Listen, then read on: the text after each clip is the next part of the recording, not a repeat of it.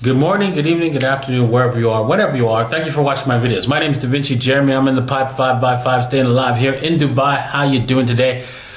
Wow. Whew. Well, you saw what happened on the weekend, right? I know it was kind of scary. It was touch and go for a second, but we made it through the weekend. Bitcoin's over 20K, so we're all happy about that. Ethereum's over $1,100.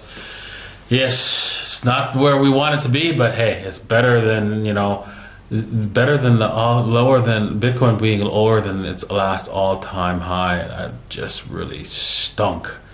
Anyways, we got a news rant for you all, so stay tuned, pay attention. It's going to be lots of fun. I always have fun with these news rants, and this is going to be no different. We're going to be talking about a little bit of the fallout of all the different cryptos and stuff like that. And also, we're going to be talking about, Ponzi's and Tulip Bubbles. Oh my God, don't get me started.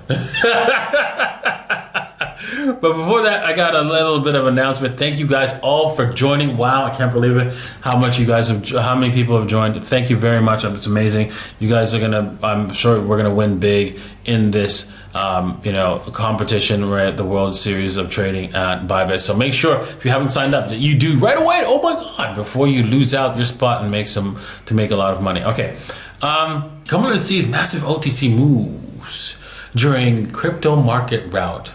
Most volume we've ever seen this year. Okay, so OTC, right, means over-the-counter trading, right? Basically, when somebody wants to buy or sell Bitcoin, they can do so without going to an exchange. They actually go to somebody who can do the exact change or trade at a specific fixed price. They don't. This doesn't cause slippage. Where the price, because what a lot of people don't understand with the pricing is of any asset, right, is that there's always a buy and a sell order and stuff like that. You can see that here in this example. This is a certain number of Bitcoin that you can buy. I think this is the buy one, right, and this is the ones you could sell. And so you could either and so if you don't have enough, right, if there's not enough volume in the exchange, what happens is you actually move the price. With OTC, you don't move the price. So OTC, so I just wanted to give you guys an understanding of OTC.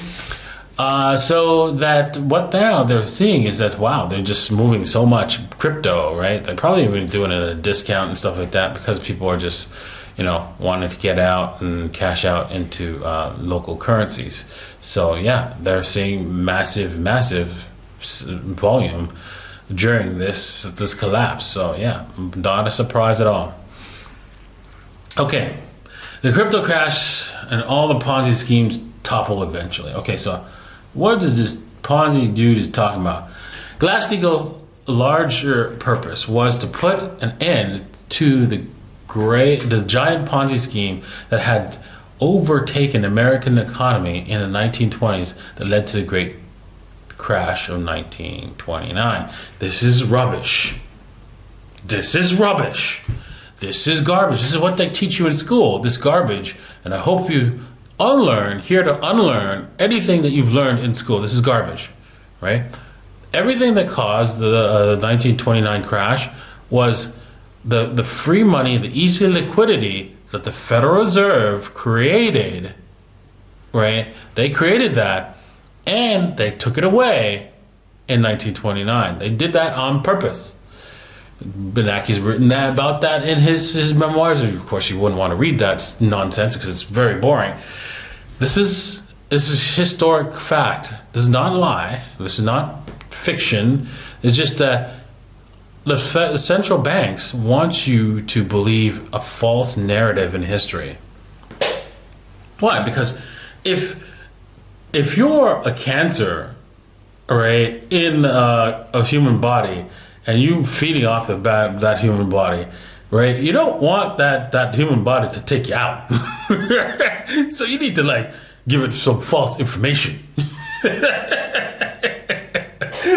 And that's what they do. Right? They are cancer in society, and they're providing false information to the society. So they are not to blame, for what has happened, and they are to blame for everything that has happened in our economy. Because when you control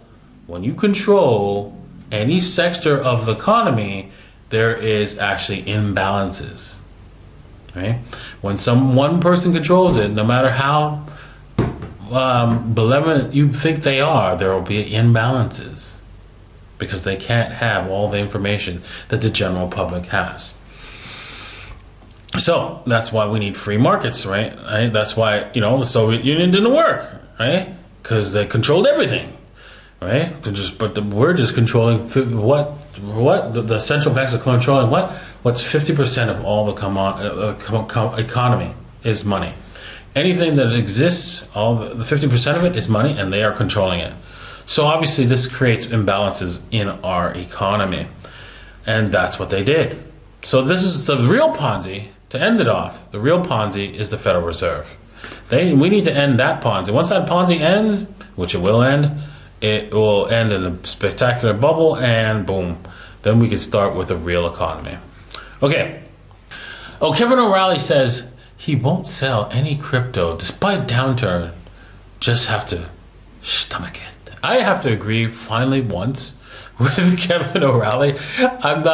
You know what? If you watch my show, there's no love between us. We don't see eye to eye so much.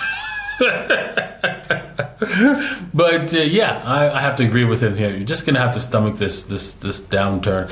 And yes, it can be. I feel it. I feel you. Like on the weekend, I was like, ooh. Oh damn! All right, well. In 36 days, I'm going to be in Istanbul, Turkey. So if you're interested in being part of that, you can do so. There is a coupon code below. It's called DAV155. Use that to get 15% off the tickets. So hope to see you there. Oh, this irks me. I am irked. If the crypto crash is another Tulip Bubble, that's really good news.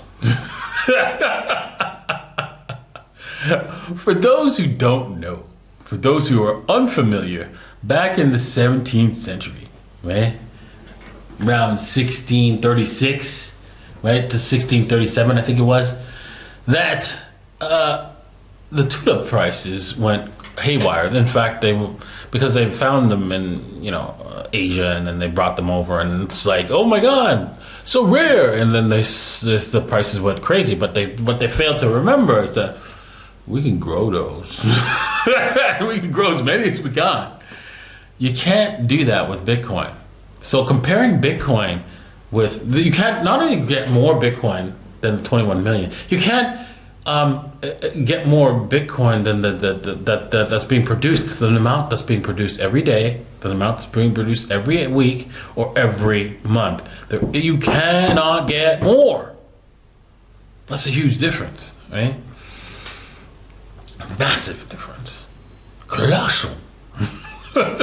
So comparing tulips to Bitcoin, it's annoyingly stupid. Right? As you notice, reading here, as you will notice, as you will have noticed, recent online discussions about Bitcoin falling through the 30K, then to 20K barriers frequently refer to the well-known speculative mania of the Amsterdam Tulip Bubble in the 17th century. And then they got this icon here. Look, I read about tulips and Bitcoin, the same. This is the same. Oh God. They said that in the last. If you're around for 2017, they were saying the exact same thing. And did tulips ever come back? Did they ever, last time when a tulip hit the all-time high, which is the price of a mansion, did it ever get back to the price of a mansion? Oh, it didn't. Oh, really? Wow. So Bitcoin always got back to its all-time high. I guess it's not a tulip. Yeah, buddy. All right. Crypto billionaire says the Fed is driving the current downturn. Okay, the FTX, CEO, he's saying, okay, you know what? It's all the Fed's fault. But yes, he's right. But he's not right about, the interest rates being raised, right, causing this, right? It's not. When you get cheap money, right, to bail out a problem, right, that was caused by cheap money, right, that is the problem. So it's like, giving somebody a bunch of alcohol, and then when you stop giving them the alcohol, they complain about the fact that, you know what, I'm having a hangover, and it's not because I drank too much, it's because you stopped giving me alcohol. Oh, damn. So, yeah, the cause of this downturn is the overstimulation in the economy with cheap money. All right, crypto industry braces for fallout after a weekend meltdown. Bitcoin fell as low as 17,628 under pressure from central bank rate highs. Yeah. That had nothing to do with it. The Bitcoin price was headed that way, but based on the charts and based on how we they provided many opportunities for people to manipulate the price down. It's okay. Manipulation cannot last. It can only be a temporary thing, so it doesn't really matter. Now, there's been a lot of fallout, though, right? We've seen already, right? Celsius is still not back up and running. And, we've seen, the what's it called? Oh man, I can't believe I got sucked into Luna and I bought Luna, but whatever. Oh well, it's water on the bridge. And Luna went down, and so many others, right? So 4 hour, was it 3 hours capital and stuff like that, they went down. And there's probably going to be a lot more. Oh, I've heard about Nexo actually going down as well. It's like thermonuclear fallout on on the crypto, and we haven't seen the end of it, right? We're probably going to see some fallout later on. Maybe some of it's going to occur later down the line, right? As some people can borrow money for a while and keep themselves afloat whilst whilst they wait for better days to come. But what happens when those better days don't show up? And they can't cover their loans. Oof. That's an interesting case. But let's just see what happens. Who's going to fall out? We're going to see lots of fallout in the future, right? Because when there's a nuclear explosion, right, it kills a lot of immediate people, and then a lot of people die later on. So let's see who dies later on, right, this year. And this will be attributed to what's happening today, and so because it's been like Warren Buffett said, when the tide goes out, we end up seeing who's swimming naked, and there was a lot of people who are naked, naked short, or naked long, or something like that. Exactly, not naked short, naked long. And they're getting liquidated. Oof. I'm sure you've heard about the Solana liquidation thing. Oh my God, that's another nonsense. They want to their DeFi is broken and they have to liquidate somebody on the OTC market. Oof. Alrighty. Bitcoin, BTC whipsaw traders. Bitcoin will whipsaw traders to 100K this year, says Blockstream CEO Adam Beck.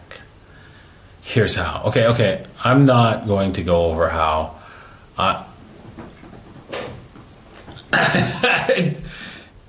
It's going to be a hard one to sell, because here's why. One, we're going into a recession, and there's going to be a lot of liquidity withdrawn from all risk assets. So don't be surprised if 100K does not happen. Is it possible? Yes.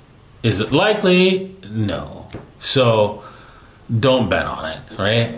It's, again, I'm not saying it won't happen. I'm not saying it won't happen, right? Because it can happen, just unlikely. Alrighty, with that said, thank you all for watching. Remember to get your hold of your Bitcoin, because it's not yours in your hand. It's not in your phone, on your hardware wallet, right? Somewhere where you have it, control of it. Well, you know what? Then eventually the government will have control of it, because they can just write a law and say that's ours, not yours. So make sure you take possession of your Bitcoin, your cryptocurrencies, because Bitcoin's real, Bitcoin's here to stay, and you need to be a part of it. Cheers.